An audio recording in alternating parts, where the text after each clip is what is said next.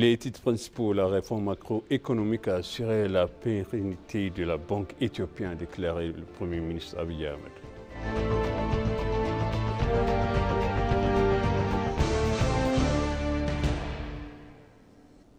La mise en œuvre de l'accord de libre-échange offre un grand espoir aux populations du bassin, le ministère éthiopien de l'eau a déclaré.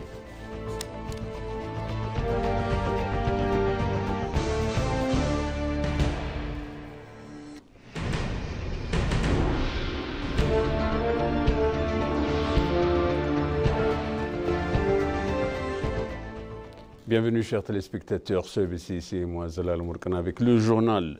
Le Premier ministre Abiy Ahmed a déclaré que la réforme macroéconomique a soutenu l'existence des banques éthiopiennes. Dans son explication sur la récente réforme macroéconomique, hier le Premier ministre a noté que l'Éthiopie s'est trouvée dans une situation difficile au fil des ans en raison de l'économie fermée qu'elle a poursuivie. Les activités d'exportation, par exemple, n'ont pas réussi à générer le montant requis des devises étrangères et les produits éthiopiens ont été exportés en contrebande. Le Premier ministre a révélé que l'une des questions soulevées par le gouvernement dans ses négociations avec le Fonds monétaire international, FMI, et la Banque mondiale concernait la banque commerciale de l'Éthiopie. Abiy a souligné que ce financement a soutenu l'existence de la banque et assurera davantage sa participation au développement de l'Éthiopie.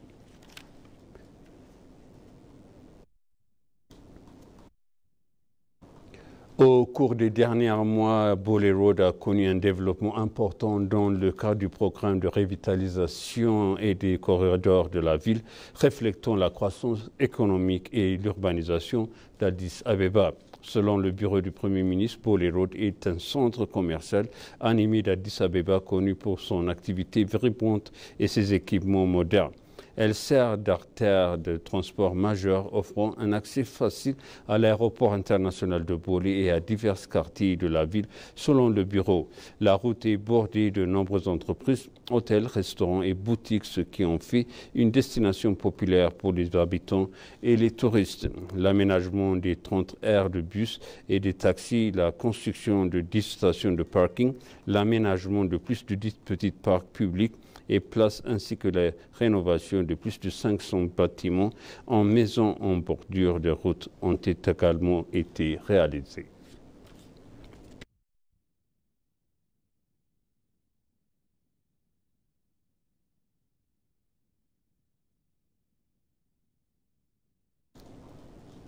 La célébration de la 50e anniversaire de découverte du fossile de Lucie en Éthiopie revêt une importance nationale plus grande pour la construction de l'image du pays au niveau mondial et pour la promotion de nos ressources touristiques au-delà de sa valeur scientifique, a déclaré le professeur Yohannes Haile Selassie, directeur de l'Institut d'anthropologie de l'Université d'État de l'Arizona.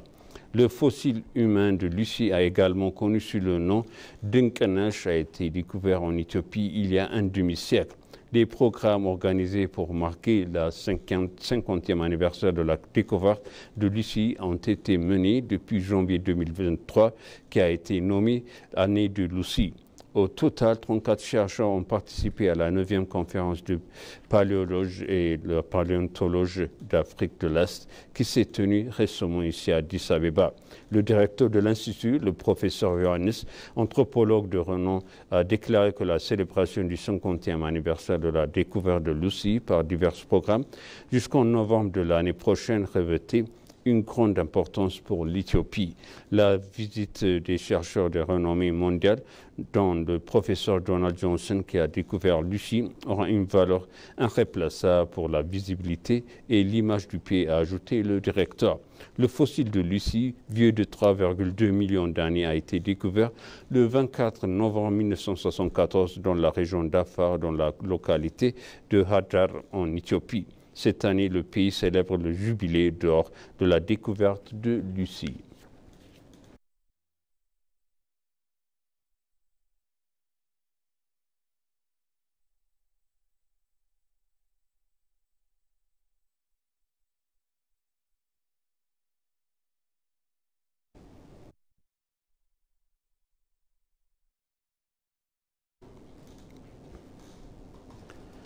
La création de la commission du bassin du Nil qui serait réalisée suite à la mise en œuvre d'un accord cadre de la coopération du bassin du Nil, CFA, a suscité de grands espoirs parmi les populations du bassin, souligné le ministère de l'Eau et de l'Énergie, l'ingénieur Rabta Moutafa.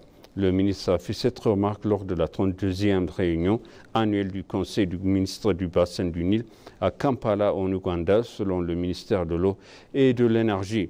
En outre, Rabtamou a mentionné les défis de la mobilisation des ressources et les contraintes auxquelles est confrontée l'initiative du bassin du Nil, et à cette fin, il a exprimé sa confiance dans le fait que la conférence établirait une orientation pour la création d'un environnement favorable.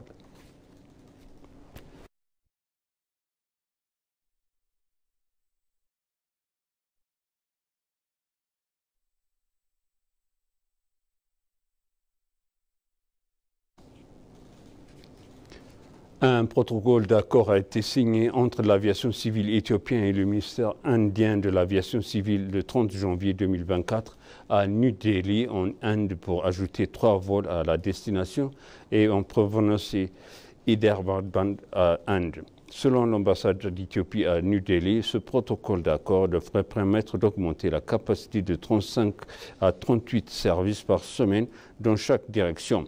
Ethiopian Airlines Group est l'une des compagnies aériennes à la croissance la plus rapide au monde et la plus grande compagnie aérienne du continent. Au cours de ses 78 années d'activité, Ethiopian est devenue l'une des principales compagnies aériennes du continent africain, inégalée en termes d'efficacité et de réussite opérationnelle.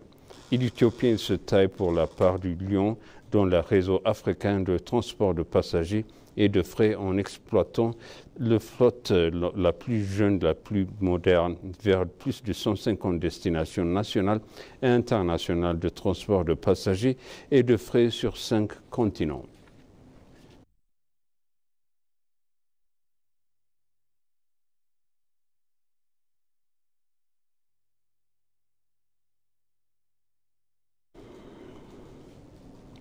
Le ministre des Affaires étrangères, l'ambassadeur Taye Asquith-Selassie, a reçu s'est entretenu avec l'envoyé spécial des États-Unis au Soudan, Tom Perriello, à son bureau. Les deux parties ont discuté des questions régionales, notamment sur la situation actuelle au Soudan. Selon le ministère des Affaires étrangères, les deux responsables ont également exprimé la nécessité d'instaurer la paix et la stabilité au Soudan.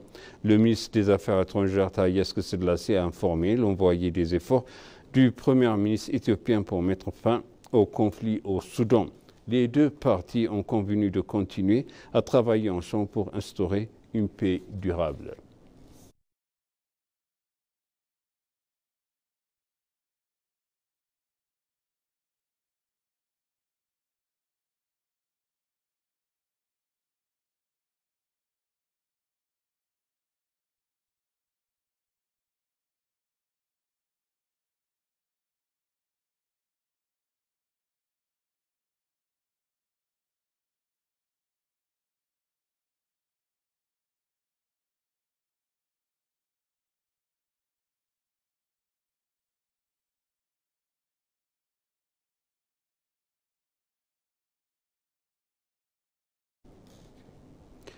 Le gouvernement de la Banque mondiale, Mamou Meratou, a fait remarquer que la décision prise par le système de gestion des changes FX est historique et vise à favoriser une croissance économique durable. Il a souligné que le gouvernement n'a pas été contraint par les institutions de prêt à mettre en œuvre des réformes macroéconomiques locales, mais qu'il a plutôt considéré cela comme une étape nécessaire pour révéler les défis économiques urgents.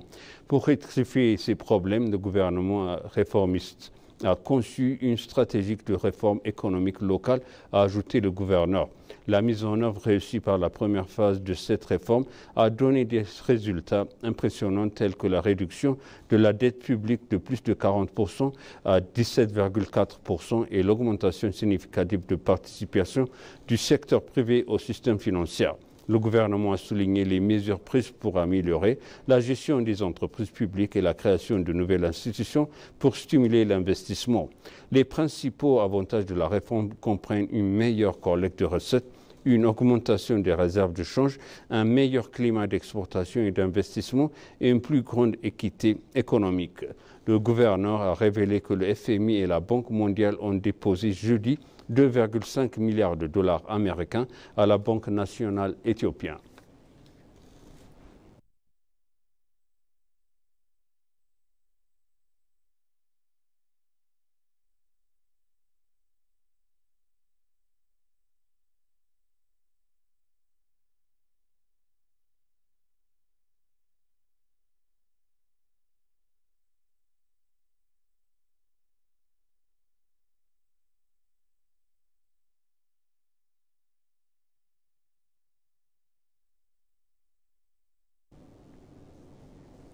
Et maintenant, je rappelle les titres principaux. La réforme macroéconomique a assuré la pérennité des banques éthiopiennes, a déclaré le Premier ministre Abiy Ahmed.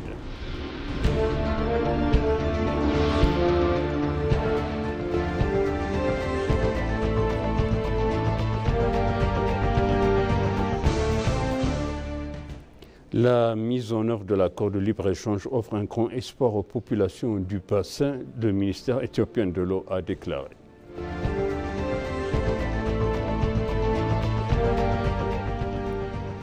Chers téléspectateurs, ainsi s'achève le journal. C'était moi, Zalal Amorkana, avec vous et je suis une bonne suite de programme.